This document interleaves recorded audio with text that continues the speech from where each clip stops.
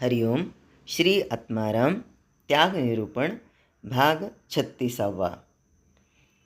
तो शिष्य म्हणे जी दिधले, स्वामी म्हणती पद लाधले, आता तू आपुले काही मानू नको. गुरु म्हणाले की तू सगळं मला दिलं ना, मग ठीक आहे, आता ते मला मिळालं, आता यातलं तू स्वतःचं असं काहीही मानू नको. तर इथे समर्थ अगदी सुरुवातीपासून त्याग करण्याबद्दल जे सांगतायत ते असं सांगितलं सुरुवातीला की अरे भूषण भिक्षेचे सांडिले, राजपद प्राप्त झाले, तरी तुझे काय गेले सांग बापा. इथेही काय सांगितलं त्यांनी की तुझ्याकडची जी झोळी आहे ती मी काढून घेतली आणि ती काढून घेऊन तुला काय मी दिलं माहिती का, तुला राजपद प्राप्त करून दिलं, मग आणखीन तुला काय पाहिजे.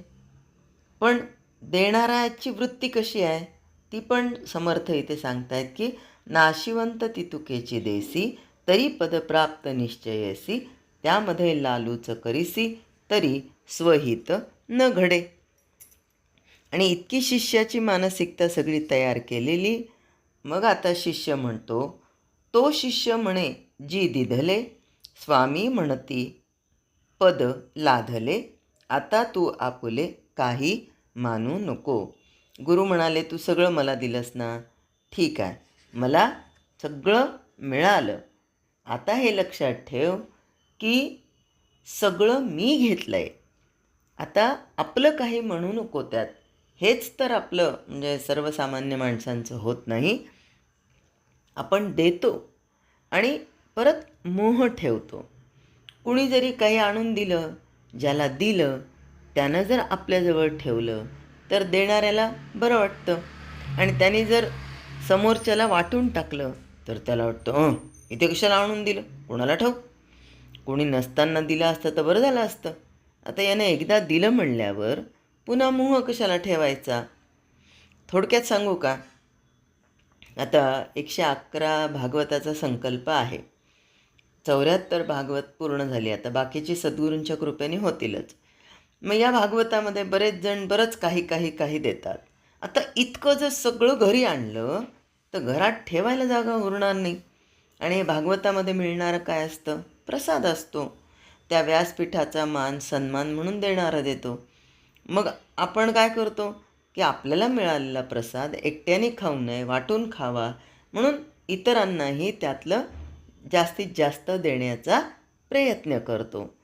त्याच बाबतीत समर्थ इथे आता परत सांगतायत की माणसं आहेर करतात. बरं, नुसता नाही आहेर करत, काय म्हणतात, वापरा बरं का, नक्की वापरा असं म्हणतात आणि मग देतात. मग काय आता त्याच्यात उपरणं, धोत्र अशा शेकडो वस्तू देणार. आता घेणाऱ्याने काय करावं, त्याचं काय दुकान लावावं का. मग तो काय करतो, तो देणाऱ्याची पाठ फिरली की दुसऱ्याला देतो. आता जर समजा देणाऱ्याने पाहिलं, म्हणजे ज्याने आहेर केला ना त्याने जर पाहिलं तर आम्ही कशाला तुम्हाला दिलं बरं, अरे असं दिलं नसतं ना, आता तुला हा मोह कशाला रे बाबा, तू एकदा दिलं ना, दान म्हणून दिलं किंवा आहेर म्हणून केला, आता त्याच्यावर तुझा अधिकार आहे का, नाही आहे. मग समोरच्याने काही का करेना, त्याच्याकडे लक्ष वेधल्या गेलं नाही पाहिजे. म्हणून आपल्याकडे मंत्र आहे बघा, आपण काय म्हणतो, इंद्राय स्वाहा इंद्राय इदन्न मम. हे मी इंद्राला दिलेलं आहे. कुणाला दिलं, इंद्राला. हे इंद्राला अर्पण हो. आणि इदन्न मम, मी इंद्राला दिलं, ते इंद्राचं झालं, आता याचा माझ्याशी काही संबंध राहिलेला नाही. हा संबंध अहंकाराच्या रूपानं तरी राहतो.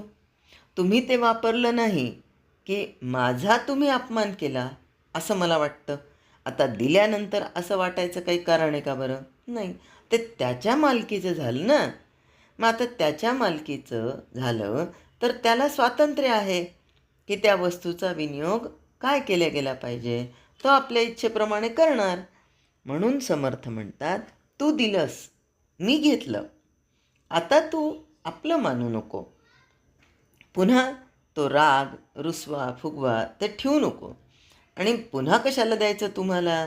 तुम्ही वापरतच नाही, कुणाला तरी देऊनच टाकता, असाही विचार करू नकोस. म्हणजेच काय तर जे दिलं ते मी घेतलं त्याचा मोह पुन्हा धरू नकोस. द्यायची इच्छा नसतेच, ती आणखीन कमी होते. काहीतरी निमित्त शोधत असतो. कशासाठी? न देण्यासाठी. आणि म्हणून पुढे 37व्या ओवीमध्ये समर्थ लगेच सांगतात, इतुके स्वामी बोलिले, आज्ञा घेऊन निघाले, तव शिष्ये विनविले, विनीत होऊनी. अशा प्रकारे आचरणाचा मार्ग दाखवून गुरु आता मी निघतो, मी जातो असं शिष्याला सांगून निघाले. इतुके स्वामी बोलिले, आज्ञा घेऊन निघाले, तव शिष्ये विनविले, विनीत होऊन. म्हणजे आता शिष्याने काय केलं? नम्रपणे थांबण्याची विनंती केली. गुरु आता मी जातो असं म्हणतात, त्याचाही विशेष अर्थ आहे. म्हणजे शिष्य जोपर्यंत बहिर्मुखतेनं विचार करतो तोपर्यंत त्याला मार्गदर्शनाची आवश्यकता असते. पण बाह्यदृश्याचं प्रेम सरून तो अंतर्मुख झाला, त्याची अंतरयात्रा सुरू झाली की त्याला हृदयस्थ अंतरात्म्याकडूनच मार्गदर्शन लाभतं. म्हणून भगवद्गीतेमध्ये आत्मैव ह्यात्मनो बंधुः असं म्हणलेलं आहे. मग आता शिष्याला त्यागाची भूमिका त्याची निर्माण झालेली आहे. म्हणून इथे आता 38व्या ओवीमध्ये समर्थ आपल्या शिष्याला सांगतात, आता पुढील ये समासी, संवाद होईल उभयतांसी, तेणे स्वानंद सिंधूसी, भरिते दाटे बळे. आता याच्या पुढच्या समासामध्ये दोघांचा संवाद होईल. तर नीट लक्ष देऊन ऐकायचं. त्यामध्ये काय प्राप्त होणार आहे? तेणे स्वानंद सिंधूसी, भरिते दाटे बळे.